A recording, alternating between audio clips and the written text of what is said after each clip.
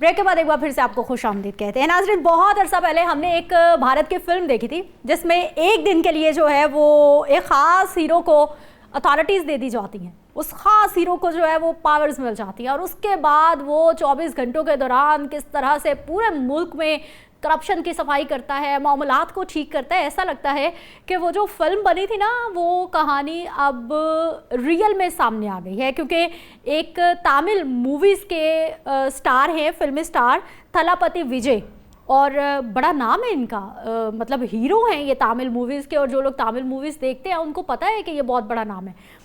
वो जी वज़ीर आला बन गए हैं, और वज़ीर आला बनना उनका एक बहुत बड़ी बात है कि वो एक बिल्कुल डिफरेंट करियर से सियासत में आ गए हैं। लेकिन मोस्ट इम्पॉर्टेंट चीज़ें जो उन्होंने खिताब किया है, जो उन्होंने बयान दिया है ना, वो बड़ा इम्पॉर्टेंट है, और वो उनका बयान ही वजह बना है कि आज के प्रोग्राम में हम उनको डिस्कस कर रहे हैं, उन पर बात कर रहे हैं। उन्होंने कहा है जी, मज़हब, ज़ात और नफ़रत से बालातर होकर सियासत करेंगे, तमाम मज़ाहब के एहतराम को हुकूमत की बुनियाद करार दिया गया है। तमिलनाडु में नफरत की सियासत ना चलने देने का उन्होंने अज़्म भी किया है, यानी अपने इलाके का जहां पे वो वज़ीर आला बने। उन्होंने कहा है जी, सेकुलरिज्म को हुकूमत की जिम्मेदारी करार दिया जाएगा और तमाम शहरियों को बराबर हकूक मिलेंगे। ये वो तमाम मामलात हैं। अगर कहा जाए कि भारत की सियासत, इसी सिस्टम पर मोदी सरकार की सियासत खड़ी है। नफरत, ख़ास तौर पर मुसलमानों के लिए, वहाँ पर जो माइनॉरिटीज़ हैं उनके लिए ज़मीन तंग करना, और दूसरे ममालिक के जो रहने वाले हैं उनको, इंसानियत तो खैर कहीं बहुत दूर चली गई। लेकिन ये जो इजाफ़ा हुआ है वहाँ की हुकूमत में, ये कैसा इजाफ़ा है, क्या वाकई ही कोई तब्दीली आने जा रही है? बात करेंगे। हैदर हयात हमारे साथ मौजूद है, सीनियर सहाफ़ी हैं। बहुत शुक्रिया हैदर हयात, आपको खुशामदीद कहते हैं, आपने हमें टाइम दिया है। हैदर हयात, अपना पॉइंट ऑफ व्यू दीजिए। मैंने एक फ़िल्म का भी हवाला दिया है, आपकी नज़रों से भी वो फ़िल्म गुजरी होगी। किस तरह से एक फिल्मी स्टार, आपको लगता है कि वाकई ही भारत का जो एक सियासी सिस्टम है उसको बदल सकता है? बिस्मिल्लाहिर्रहमानिर्रहीम। बहुत शुक्रिया सिदरा। बिल्कुल, आपने नायक फिल्म का हवाला दिया जिसमें अनिल कपूर जो है वो एक दिन के लिए चीफ मिनिस्टर बनते हैं और उसके बाद वो जो सिस्टम की खामियां हैं उनको एक्सपोज करते हैं और चीजों को बेहतर करने के इकदाम करते हैं।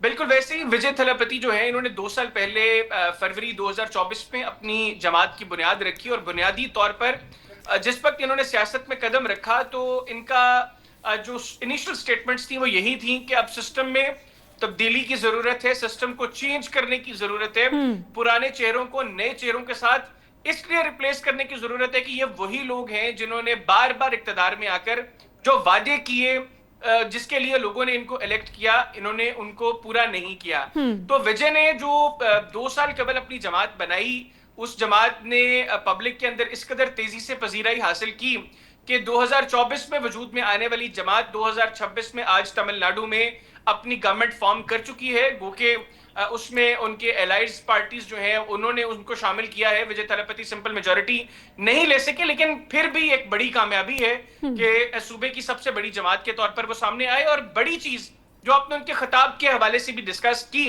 कि उसमें उन्होंने माइनॉरिटीज और दीगर मज़ाहब के हवाले से जो लोग हैं उनकी मजहबी आजादी का जिक्र किया। तो विजय थलापति जो है ये बड़े इस हवाले से ब्लंट है, क्योंकि भारत में हर वो हिंदू पॉलिटिशियन जो थोड़ा सा सॉफ्ट कॉर्नर रखता है टुवर्ड्स मुस्लिम्स, उसको काफी तनकीद का सामना करना पड़ता है। बिल्कुल जब से भारत में ये नरेंद्र मोदी की हुकूमत है, गुज़िश्ता 12 साल से जो शैतानी टोला भारत में बरसर इक़्तिदार है, तब से ये चीजें काफी मुश्किल कर दी गई हैं। ऐसे में विजय हमें ओपनली मुसलमानों की मसाजिद में कभी रमजान के वक्त, इफ्तार के वक्त दिखाई दिए, इवन कभी गो कि उनको नमाज नहीं आती लेकिन इमाम के पीछे खड़े होकर उन्होंने कोशिश की कि वो नमाज अदा करें। तो ये बताता है कि he is open towards everyone and he wants कि उनके सूबे में जो वो ना हो। तमिलनाडु बुनियादी तौर पर कोई बहुत ज्यादा वहां पर हालात इस तरह खराब नहीं रहे, लेकिन विजय जो है इन्होंने सियासत के आगाज में एक चीज क्लियर किया था कि वो अगर इक्तदार के लिए उनको कभी बीजेपी की सपोर्ट की जरूरत पड़ी तो वो कभी भी बीजेपी को सपोर्ट नहीं करेंगे, क्योंकि विजय ये समझते हैं कि बीजेपी वो जमात है जो भारत के अंदर तकसीम की सियासत करती है, जो हिंदू इंतहा पसंद अप्रोच को कैरी करती है, जो मुसलमानों के लिए हालात को खराब करने की कोशिश करती है, जिसकी पूरी सियासत मुसलमानों और पाकिस्तान के खिलाफ खड़ी है, डिलीवर कुछ नहीं किया। तो यहां पर हमने देखा भी कि विजय की हुकूमत को रोकने की भी बड़ी कोशिश की गई, और जो गवर्नर तमिलनाडु के हैं जिनको बीजेपी ने अपॉइंट किया, उन्होंने मल्टीपल टाइम्स जब जब अपनी गवर्नमेंट फॉर्मेशन के लिए विजय उनके पास गए तो उनको रोका जाता रहा। और बाद में इंडियन मीडिया ने भी इसको डिस्कस किया कि ये रवैया जो गवर्नर तमिलनाडु का, जो बीजेपी के अपॉइंटेड गवर्नर है, ये बुनियादी तौर पर इंस्ट्रक्शंस थी कि आपने पूरी कोशिश करनी है कि विजय तमिलनाडु में गवर्नमेंट ना बना सके। लेकिन लेटर ऑन हमने देखा कि कांग्रेस और उसके बाद दीगर कुछ इत्तेहादी जमातें, डीएमके जो माजी में यहां पर हुकूमत में थी, उसकी कुछ एलाइड पार्टीज जो है उन्होंने विजय को ज्वाइन किया, और 118 का जो नंबर उनको चाहिए था गवर्नमेंट फॉर्मेशन के लिए वो पूरा हुआ। और एक अच्छी चीज जो पॉजिटिव जेस्चर था वो विजय का ये था कि ओथ लेने के बाद ही met Stalin. Stalin was the former chief minister of Tamil Nadu, और वो भी बड़े पॉपुलर थे, तो उनको वो मिले। इनफैक्ट मैं अभी विजुअल्स भी देख रहा हूं, जो आप स्टालिन चीफ मिनिस्टर है, तो उन्होंने बुनियादी तौर पर बताया कि ना तो वो अपने सियासी मुखालिफिन को कोई कॉर्नर करने के लिए सियासत में आए हैं, ना वो अपनी सियासी मुखालिफिन के खिलाफ कोई जो है वो FIRs करवाकर उस तरह की सियासत को प्रमोट करेंगे। वो पॉजिटिव अप्रोच के साथ चलना चाहते हैं। हैदर हयात, पहला ऑर्डर उन्होंने दिया, हैदर हयात बिल्कुल तमिलनाडु की आवाम के हक में था। उन्होंने आते ही जो पहला ऑर्डर साइन। हैदर हयात, सवाल ले लीजिए। जैसा कि आपने गुफ्तगू के आगाज में ही कहा था कि बहुत थोड़े वक्त में इन्होंने बहुत ज़्यादा पॉपुलैरिटी ले ली, लोगों ने इनको बड़ा पसंद किया, लोगों ने इनको बड़ा सपोर्ट किया। मुझे ये बताइए कि ना सिर्फ हम माइनॉरिटीज़ की जब बात करते हैं, वहाँ पे बसने वाले मुस्लिम्स की जब हम बात करते हैं, मज़हब के नाम पर किस तरह से उनको जो है वो मतलब तंग किया जाता है, मुस्लिम से ख़ास तौर पर नफरत जो सियासी तौर पर हमें नज़र आती है। लेकिन हिंदुस्तान में, भारत में इनकी आपस में भी तो बहुत सारा जो है वो क्लास क्लैश मौजूद है, इनके बहुत सारे तबके ऐसे मौजूद हैं। कोई शक नहीं है, भारत के अंदर बिलखुसूस क्या लोग उस सिस्टम से तंग आ चुके हैं? हाँ, क्या लोग उस सिस्टम से तंग आ चुके हैं जो इनको सपोर्ट किया जा रहा है? जो लोअर कास्ट के हिंदूज हैं, हाँ, उनको तो इवन उनके मंदिरों में जाने की इजाजत नहीं है, उनके घरों में वो दाखिल नहीं हो सकते। तो ये बिल्कुल एक फैक्टर है, और भारत की जो पॉलिटिक्स है उसके अंदर भी हमने बारहा ये चीजें देखी है। लेकिन ये जो सप्रेस्ड क्लास है, ये जो लोग हैं विजय थलपति जैसे, ये उस सप्रेस्ड क्लास की आवाज है। और यही वजह है कि हम एक बड़े पर्सपेक्टिव में चेंज देख रहे हैं, अप्रोच में चेंज देख रहे हैं। वो लोग जिनको हमेशा सप्रेस किया गया, वो लो कास्ट हिंदूज जो हैं, वो अब थोड़ा एग्रेसिव मोड में आ रहे हैं, और वो एंटी बीजेपी पार्टीज को या उन पार्टीज को जो इस तरह मजहब के नाम पर इंतशार फैलाते हैं, लोगों को एक्सप्लॉइट करते हैं, उनसे हटकर जो है उन्होंने वोट कास्ट करने शुरू किए हैं। और उसमें विजय की जमात की जीत ये क्लियर इंडिकेशन है कि तमिलनाडु के लोगों ने भारत में जो मोदी की नफरत की सियासत है उसको रद्द किया है, जो मोदी की इंतशार की सियासत है उसको रद्द किया है, जो डिलीवर किए बगैर गोदी मीडिया का इस्तेमाल करके पाकिस्तान के खिलाफ नैरेटिव बिल्डिंग की सियासत है। तो तमिलनाडु के लोगों ने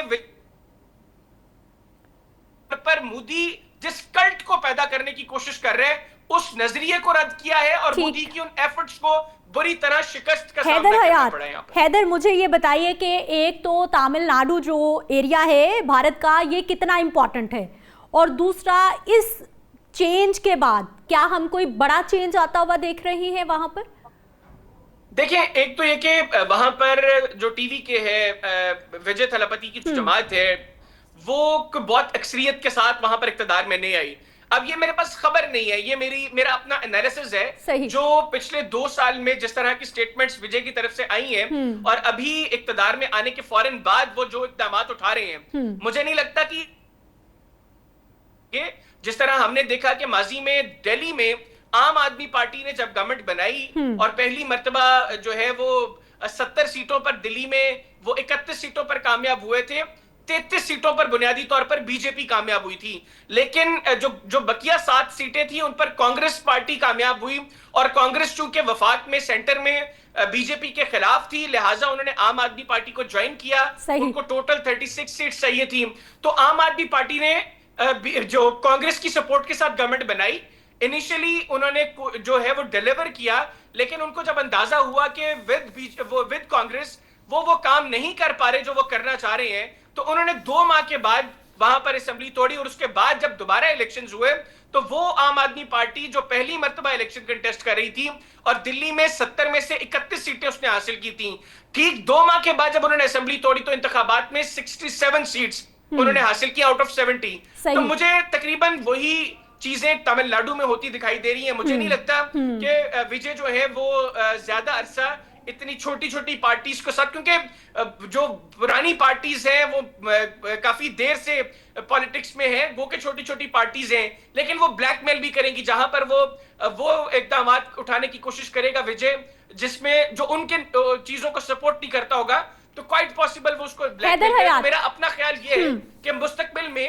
वो एग्रेसिवली काम वो करेंगे जो तमिलनाडु के लोगों के हक में हो, उसके बाद शायद वो असेंबली तोड़े और जब दोबारा इंतखाबात होंगे तो आई बिलीव कि विजय 2/3 मेजॉरिटी के साथ कामयाब होकर फिर तमिलनाडु का जब वो इक़्तिदार संभालेंगे तो वो ज्यादा बेहतर तरीके से काम करेंगे। But this is not a news, ये सिर्फ मेरा अपना एनालिसिस है जो मैंने उनके कुछ बयानात सुने हैं और जो चीजों को मैंने भारत की पॉलिटिक्स के साथ रिलेट किया, उसके बाद मेरा ये एनालिसिस। ठीक है हैदर हयात, मुझे ये भी बताइए कि जिस तरह से तमिलनाडु में एक नई जमात आती है, बीजेपी को चैलेंज कर देती है, एक मतलब रवायती सियासी बड़ी जमात उनकी, क्या बाकी इलाकों में भी इस तरह का कोई चेंज आ सकता है, इस तरह का कोई मामला शुरू हो सकता है? और दूसरा ये कि क्या विजय थलापति की जो सियासत है, जिस तरह से वो मजहब की बात कर रहे हैं, सेकुलरिज्म की बात कर रहे हैं, क्या भारत में एक नई बहस का आगाज होने जा रहा है इसके बाद?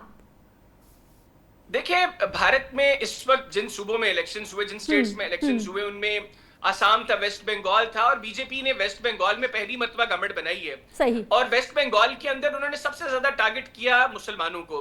वहां पर उन इलाकों में जहां पर अक्सरियत मुसलमानों की थी, पहले तो वहां पर डिलिमिटेशन की, और जब नई हल्का बंदियां हुई तो उस वोट को जो इम्पैक्ट क्रिएट करता था उसको तोड़ा गया।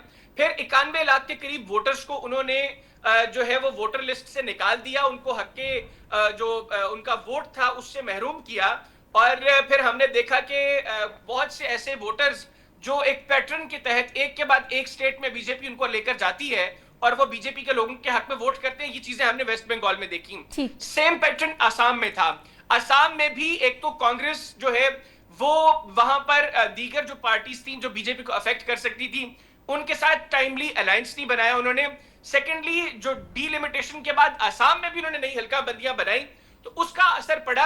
अब जाहिर तो बहस भारत में ये हो रही है कि असम में बीजेपी ने दोबारा हुकूमत बना ली, इट मींस के बीजेपी की ग्रिप मजबूत है। सही। वेस्ट बंगाल में फर्स्ट टाइम बीजेपी इक़्तिदार में आ गई, तो इसका मतलब है कि मोदी जो है वो बड़ा बेहतरीन काम कर रहे हैं। लेकिन भारतीय जानते हैं कि वेस्ट बंगाल हो, असम हो, यहाँ पर मोदी इक़्तिदार में कैसे आया है, किस तरीके से उसने 2 नंबर रास्ता जो है वो इख्तियार किया और उसमें लोगों को हक के वोट से महरूम किया।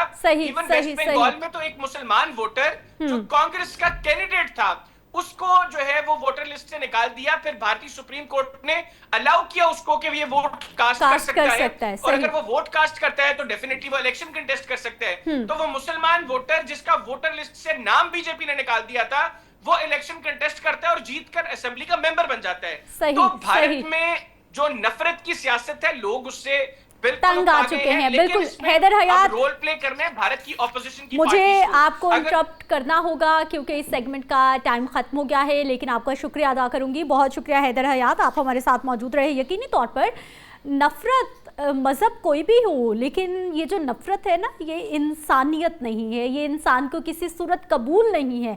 वो जितना आप उसको सप्रेस करेंगे, किसी भी कौम को, किसी भी तबके को, किसी भी कबीले को, तो आखिर एक दिन आता है कि वो खुल के सामने आ जाता है। शायद भारत में भी यही होने जा रहा है कि ये जो नफरत है, ये जो मामलात हैं, ये अब ठीक होने जा रहे हैं या फिर बेहतरी की जानिब जाने वाले हैं। मुझे आपने ब्रेक पे जाने की इजाज़त देनी है, वापस आएंगे, मज़ीद टॉपिक्स पे बात होगी।